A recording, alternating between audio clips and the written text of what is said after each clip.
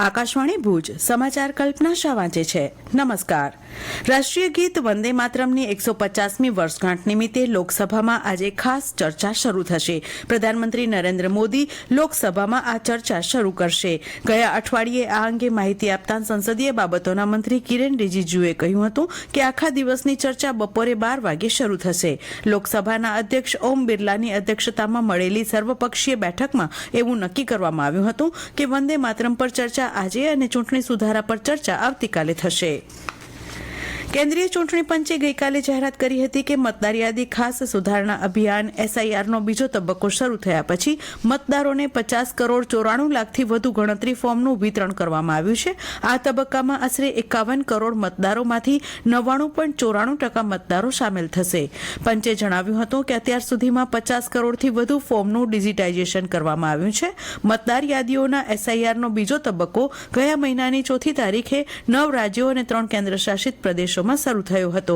આ રાજ્યો અને કેન્દ્રશાસિત પ્રદેશો ગુજરાત સહિત છત્તીસગઢ, ગોવા, કેરળ, મધ્યપ્રદેશ, રાજસ્થાન, તમિલનાડુ, ઉત્તર પ્રદેશ, પશ્ચિમ બંગાળ, પુડુચેરી, લક્ષદ્વીપ અને અંદમાન અને નિકોબાર ટાપુઓ છે. મતદાર યાદીઓનું મોટા પાયે સંશોધન આવતા વર્ષે 14 ફેબ્રુઆરીએ અંતિમ મતદાર યાદીના પ્રકાશન સાથે પૂર્ણ થશે.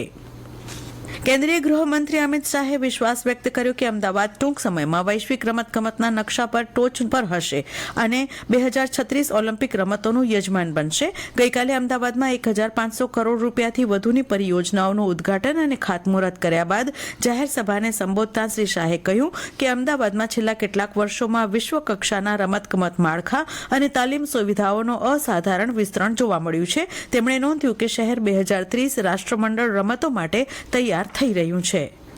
કચ્છ જિલ્લાના સીમા શુલ્ક વિભાગે મુન્દ્રા બંદર પરથી 1 કરોડ રૂપિયાથી વધુની કિંમતની વિદેશી સિગારેટનો જથ્થો જપ્ત કર્યો છે. આ સિગારેટની ગેરકાયદેસર રીતે આયાત કરવામાં આવી હતી અને તેને ખોટી રીતે કોર પેપર પાઇપિન બેલ્સ તરીકે દર્શાવવામાં આવી હતી. જો કે ક્લિયરન્સ પ્રક્રિયા દરમિયાન વિસંગતતાઓ અને નિયમોનું પાલન ન થતાં ફરજિયાત ચકાસણી પ્રક્રિયા દરમિયાન આ જથ્થાને અટકાવવામાં આવ્યો હતો.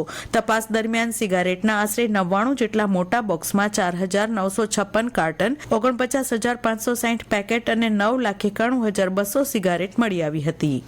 કચ્છ સહિત સમગ્ર રાજ્યમાં મતદાર યાદીની ખાસ સઘન સુધારણા ઝુંબેશ ચાલી રહી છે. આ ઝુંબેશમાં ગણતરીનો તબક્કો 11મી ડિસેમ્બર સુધી ચાલશે અને ડ્રાફ્ટ મતદાર યાદી 16 ડિસેમ્બરે પ્રકાશિત થશે.